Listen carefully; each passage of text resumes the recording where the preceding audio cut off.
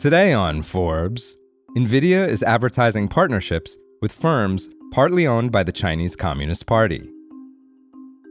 Nvidia, the American chip-making giant that's faced restrictions over the sale of its advanced AI chips to China over fears they could be used against the US, has been advertising compute partnerships on its website with companies closely linked to the Chinese government, Forbes has learned.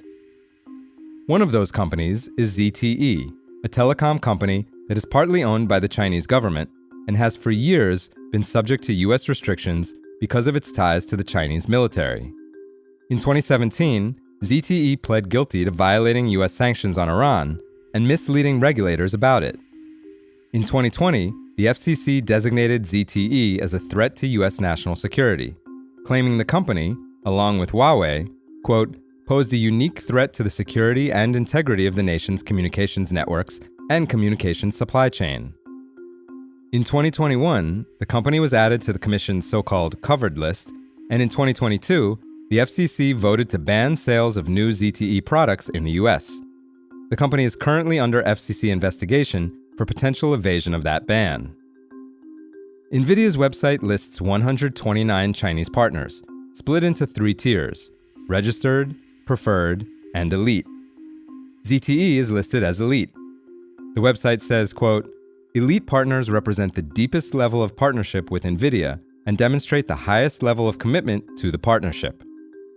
Also listed among the company's so-called elite partners are Beijing Advanced Digital Technology, AdTech Limited, a data storage and financial products firm that serves sanctioned firms including Inspur and Huawei, and Sino-Info Co. Limited, which is a project of the China Credit Reference Center, a state-owned entity that tracks Chinese citizens' financial and employment history. The Nvidia website says the partnerships are about, quote, networking and, quote, compute. Current US laws and regulations do not prevent Nvidia from partnering with ZTE, AdTech, and Sino-Info, though they may restrict the US firm from selling specific chips to those partners. When asked about the partnerships, Nvidia spokesperson Patrick Rutherford said in a statement, quote, the regulatory landscape does not allow us to offer a competitive data center GPU in China, leaving that massive market to our rapidly growing foreign competitors. We do not include that market in our forecast. When we were able to supply the market, we followed the government's direction on which companies were restricted. We worked only with approved partners for commercial, non-military uses. ZTE, Beijing AdTech, and Sino-Info did not respond to requests for comment. Nvidia has sold a slower version of its AI chip called the H20 to Chinese firms for years, which it developed in part because of US export restrictions. But earlier this year, President Donald Trump banned it from selling any of its semiconductors to firms in China, then reversed course to resume sales of the H20 under the condition the US government gets a 15% cut of its revenue. The most advanced chips are still blocked from sale. Last Thursday, the White House urged legislators to oppose a bill that would require Nvidia and other chip makers to prioritize American customers before selling to companies in China and other foreign adversaries. Despite US export controls, Chinese firms have used obscure networks of subsidiaries and rental agreements to circumvent US government bans and obtain chips.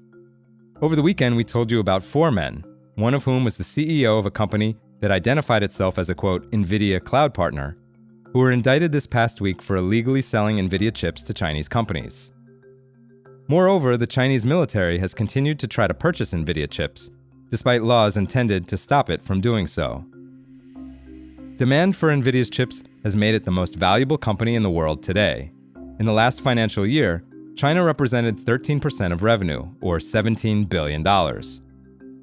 Nvidia said in its November earnings it had only generated $50 million in H20 sales since the April ban on exports was lifted.